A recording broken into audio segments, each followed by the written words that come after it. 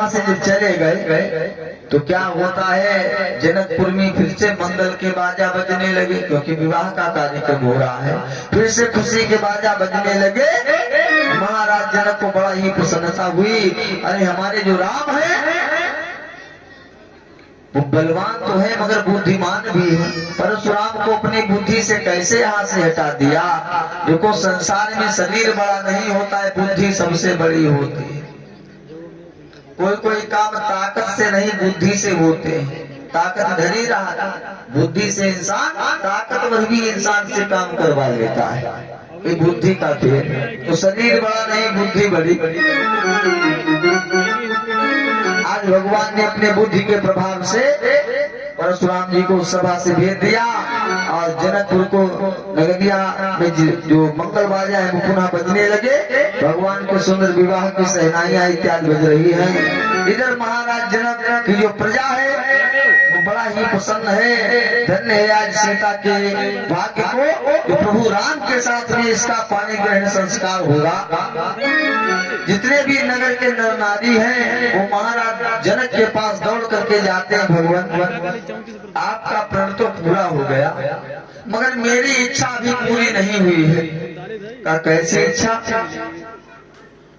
कहने लगे मैं चाहता हूँ कि सीता और राम की गठजोड़ी का आनंद हम लोग लेना चाहते हैं। आपका संकल्प तो पूरा ही हो गया, धनुष का खंडन हुआ, सीता ने जयमाला पहना दी।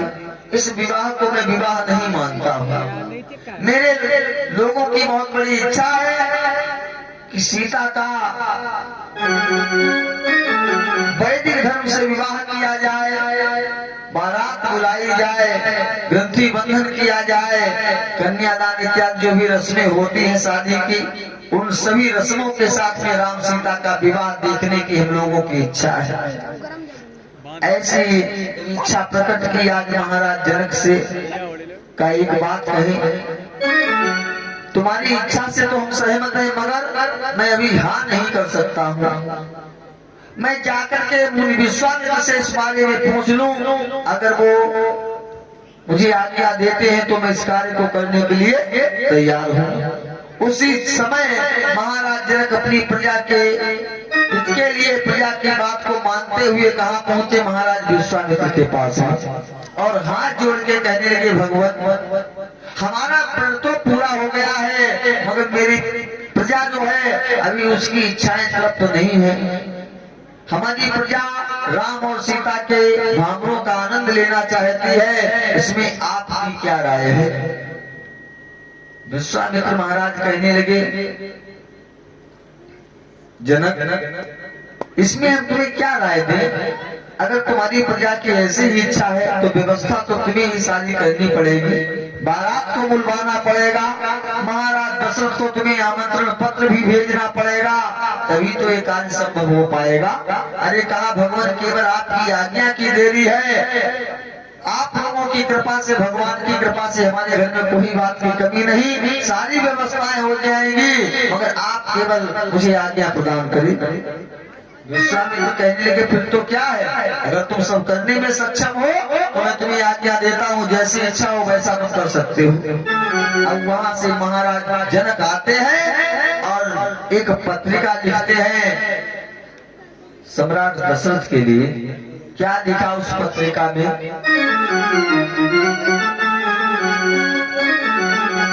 अयोध्या नरेश चक्रवर्ती सम्राट महाराज दशरथ चिट्ठी लिख रहे हैं, आपके ज्येष्ठ पुत्र राम ने हमारी जनकपुर नगरिया में धनुष का खंडन कर दिया है।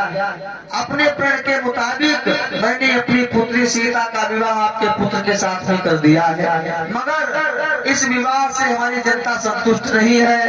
वो राम और सीता की भावों का आनंद लेना चाहती है, इसलिए आपसे निवेदन है कि बारात को ले आए। मैं आपका जैसा भी होगा स्वागत सम्मान करूंगा। आप बारात को लाने की कृपा करें।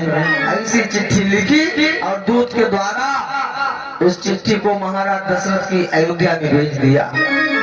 दूत चलता हुआ जब अयोध्या में पहुंचा और जाकर के चिट्ठी महाराज दशरथ को दी जैसे ही चिट्ठी को दशरथ ने पढ़ा तो बड़ा प्रसन्नता हुई।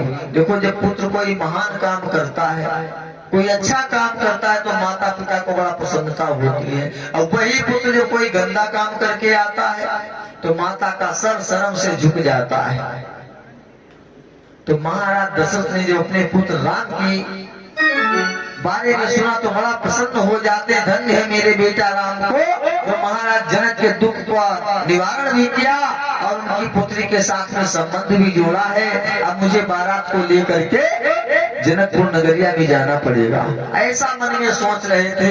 तब तक वहां पर भरतलाल जी आ जाते हैं। महाराज दशरथ को बड़ा प्रसन्न चित्त देखा तो कहने लगे, ए पिताश्री, ये क्या आप पढ़ रहे हैं? पत्रिका कहाँ से आई है? पूरी अयोध्या नगरी में आज बड़ा खुशी मालूम पड़ती है, क्या मामला है? क्या भरत जी पूछने लगे। अरे आते ही पूछा भरत लाल, पत्रिका कहाँ से आई है?